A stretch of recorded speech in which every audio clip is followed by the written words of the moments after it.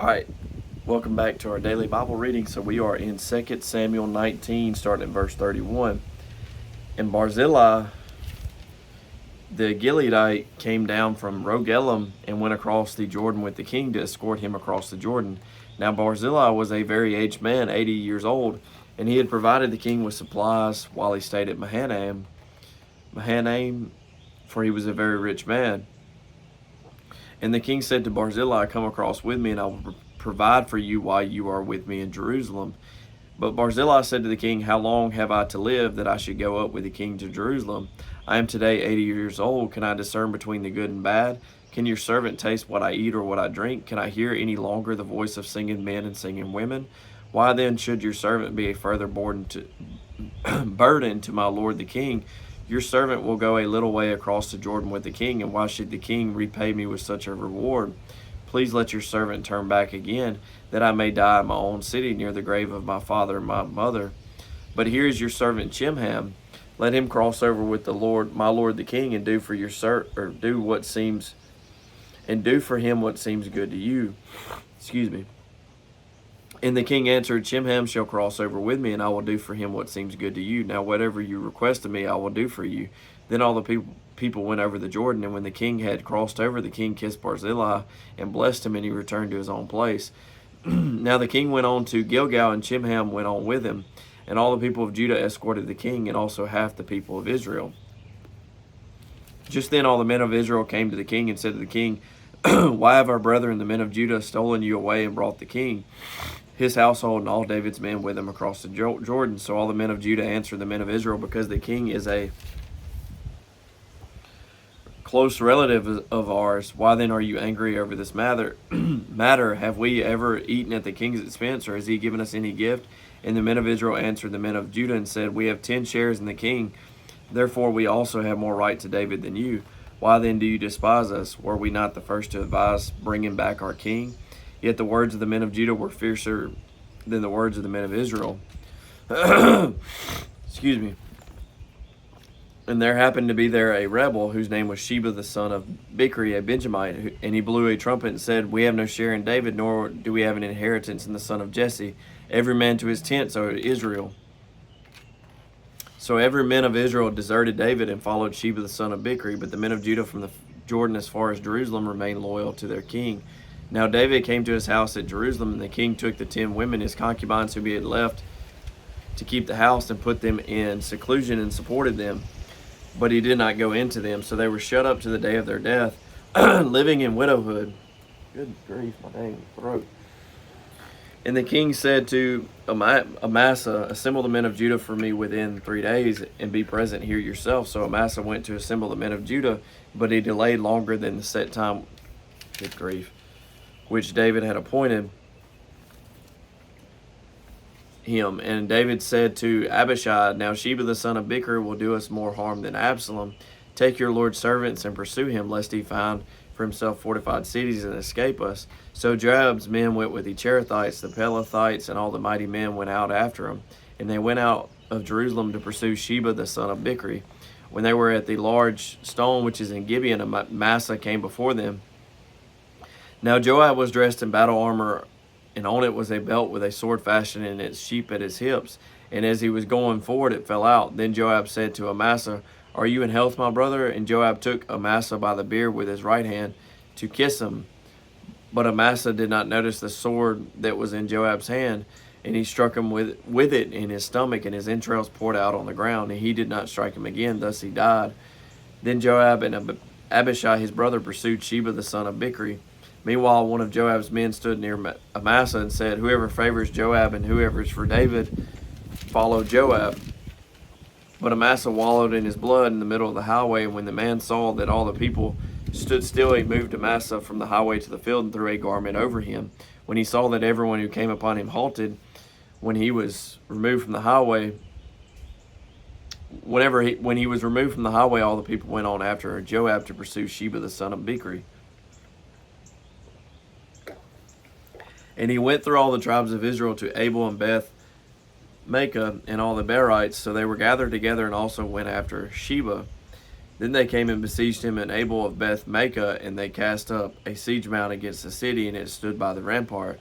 And all the people who were in Joab battered the wall to throw it down. Then a wise woman cried out from the city, Hear, hear, please say to Joab, Come nearby that I may speak with you. When he had come near to her, the woman said, Are you Joab? He answered, I am. Then she said to him, Hear the words of your maidservant. And he answered, I am listening. So she spoke, saying, They used to talk in former times, saying, They shall surely seek guidance at Abel, and so they would end disputes. I am among the peaceable and faithful in Israel. You seek to destroy a city and a mother in Israel. Why would you swallow up the inheritance of the Lord? And Joab answered and said, Far be it from me that I should swallow up or destroy. That is not so, but a man from the mountains of Ephraim, Sheba the son of Bichri by name, has raised his hand against the king, against David. Deliver him only, and I will depart from this city. So the woman said to Joab, Watch, his head will be thrown to you over the wall. Then the woman in her wisdom went to all the people, and they cut off the head of Sheba the son of Bichri, and threw it out to Joab. Then he blew a trumpet, and they withdrew from the city, every man to his tent. So Joab returned to the king at Jerusalem, and Joab was over all the army of Israel. Benaiah the son of Jehoiada was over the Cherethites and the Pelethites. Adoram was in charge of revenue. Jehoshaphat the son of Ahilud was recorder. Sheva was scribe. Zadok and Abiathar were the priest. And Ira the Jerite was a chief minister under David. Now Psalm 7.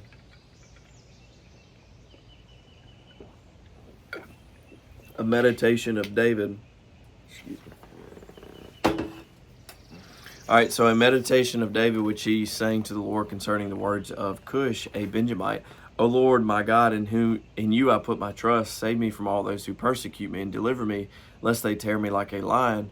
Rend me in pieces while there is none to deliver. O Lord, my God, if I have done this, if there is iniquity in my hands, if I have repaid evil to him who was at peace with me, or have plundered my enemy without cause, let the enemy pursue me and overtake me. Yes, let him trample my life to the earth and lay my honor in the dust. Arise, O Lord, in your anger. Lift yourself up because of the rage of my enemies. Rise up for me to the judgment you have commanded, so the congregation of the peoples shall surround you. For their sakes, therefore, return on high. The Lord shall judge the peoples. Judge me, O Lord, according to my righteousness, and according to my integrity within me. O let the wickedness of the wicked come to an end, but establish the just. For the righteous God tests the hearts and minds. My defense is of God, who saves the upright in heart. God is a just judge, and God is angry with the wicked every day. If he does not turn back, he will sharpen his sword. He bends his bow and makes it ready. He also prepares for himself instruments of death. He makes his arrows into fiery shafts.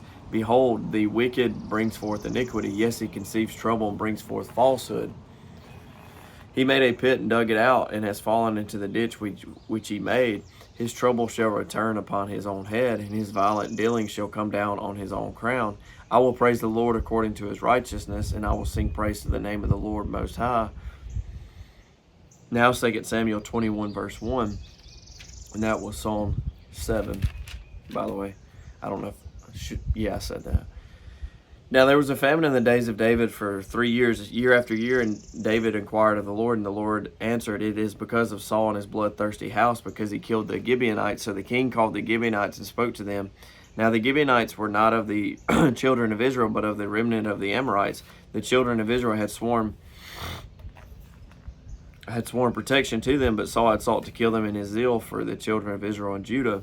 Therefore David said to the Gibeonites, What shall I do for you, and with what shall I make atonement, that you may bless the inheritance of the Lord? And the Gibeonites said to him, We will have no silver or gold from Saul or from his house, nor shall you kill any man in Israel for us. So he said, Whatever you say I will do for you. Then they answered the king, As for the man who consumed us and plotted against us, that we should be destroyed from remaining in any of the territories of Israel, let 7 men of his descendants be delivered to us, and we will hang them before the Lord in Gibeah of Saul, whom the Lord chose. And the king said, I will give them. But the king spared Mephibosheth, the son of Jonathan, the son of Saul, because of the Lord's oath that was between them, between David and Jonathan, between Jonathan the son of Saul. So the king took Armani and Mephibosheth, the 2 sons of Rizpah, the daughter of Aiah, whom she bore to Saul, and the 5 sons of Michal, the daughter of Saul, whom she brought up for Adriel, the son of Barzillai, the Maholathite, and he delivered them into the hands of the Gibeonites, and they hanged them on the hill before the Lord. So they fell, all 7 together, and were put to death in the days of harvest, in the first days, in the beginning of barley harvest. Now Rizpah the daughter of Aiah took sackcloth and spread it for herself on the rock, from the beginning of harvest until the late rains poured on them. Excuse me. From the beginning of harvest until the late rains poured on them from heaven, and she did not allow the birds of the air to rest on them by day, nor the beasts of the field by night. And David was told that Rizpah the daughter of Aiah, the concubine of Saul, was told what she had done. Then David went and took the bones of Saul and the bones of Jonathan his son from the men of Jabesh Gilead, who had stolen them from the street of Bethshan, where the Philistines had hung them up after the Philistines had struck down Saul and Gilboa. So he brought up the bones of Saul and the bones of Jonathan his son from there, and they gathered the bones of those who had been hanged. They buried the bones of Saul and Jonathan his son in the country of Benjamin and Zelah, in the tomb of Kish his father. So they performed all that the king commanded. And after that, God heeded the prayer for the land. When the Philistines were at war again with Israel, David and his servants went with him down and fought against the Philistines, and David grew faint. Then Ishbi-Benob, who was one of the sons of the giant, the weight of whose bronze spear was 300 shekels, who was bearing a new sword, thought he could kill David, but Abishai, the son of Zeruiah, came to his aid and struck the Philistine and killed him. Then the men of David swore to him, saying, You shall go out no more with us to battle, lest you quench the lamp of Israel. Now it happened afterward that there was again a battle with the Philistines at Gob. Then Sibbecai the Hushathite killed Saph, who was one of the sons of the giant. Again there was war at Gob with the Philistines, where Elhanan the son of Jair, Origam the Bethlehemite, killed the brother of Goliath the Gittite, the shaft of whose spear was like a weaver's beam. Yet again there was war at Gath, where there was a man of great stature, who had 6 fingers on each hand and 6 toes on each foot, 24 in number, and he was also born to the giant.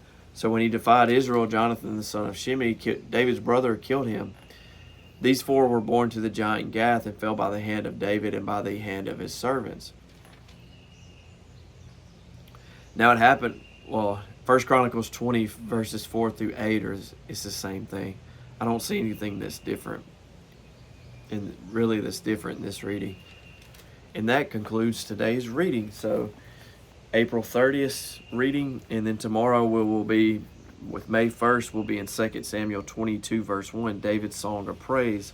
So it's going to be like a psalm, yet it's 2 Samuel 22 verse 1, and then we'll have Psalm 18, and that's it. Tomorrow's a short day, but yep, I gotta get going, eat some lunch before I go back. God bless. Hope you have a great day.